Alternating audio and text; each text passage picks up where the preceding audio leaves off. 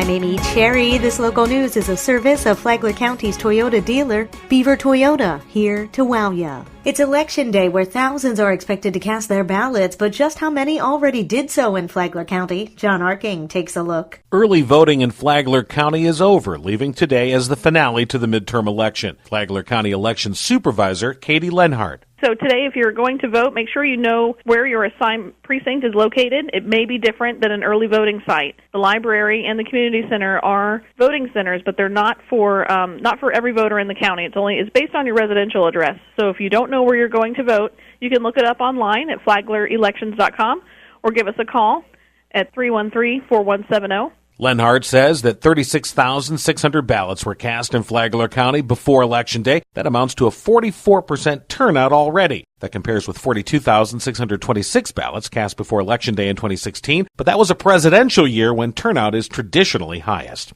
From the WNZF Newsroom, I'm John Arking. This portion of Flagler's Morning Local News, a service of the Daytona Beach International Airport. Save time, money, and stress. Daytona Beach International Airport.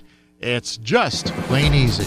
A crime spree interrupted. Tony Magoo reports. The Flagler County Sheriff's Office responded to a report of 3 suspects pulling on car door handles in Palm Coast's R section on Saturday evening. Deputies located the 3 males matching the description given to dispatch on Ray Drive at 10:19 p.m. and detained them for questioning. 2 of them admitted to deputies that they had burglarized at least 15 vehicles that night while looking for valuables left in unsecured automobiles. Deputies recovered stolen credit cards, ammunition, and other items. We had a resident notice the suspicious activity on their home security camera and called the Sheriff's Office Communications Center immediately, Sheriff Rick Staley said. 3 suspects were well known to law enforcement, and all 3 were arrested for various crimes, including 18-year-old Nicholas Collins. Sammy Rozier, 17, was charged and transported to the Department of Juvenile Justice, and 16-year-old Jabia Johnson was arrested and released to a parent at the direction of DJJ. For Flagler's Morning News, I'm Tony Magoo. A dog deemed dangerous is likely going to be put down. Cooper, a 6-year-old hound, bit a human for the 2nd time in February, forcing Palm Coast Animal Control to condemn the dog to die.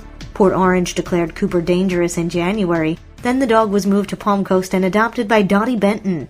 The second bite occurred a month later in her home. Benton tried to appeal Palm Coast Animal Control's decision, and Bunnell Circuit Court Judge Terrence Perkins says he'll have a decision soon. The judge just adopted 2 shelter dogs himself over the weekend, but says he can't let his love for dogs supersede the law. Florida law provides reprieves from the dog death penalty after the first bite, but not the second.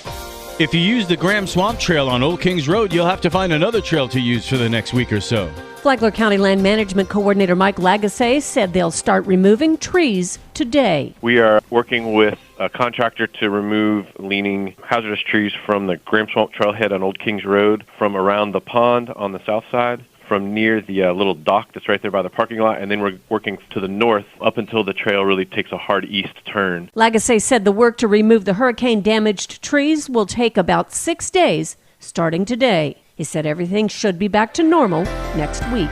There's a lot of vacant land in Bunnell, and the new city manager loves it. When you see the vacant land in Bunnell, what do you think of? Dr. Alvin Jackson, Bunnell's new city manager, sees it as a plus.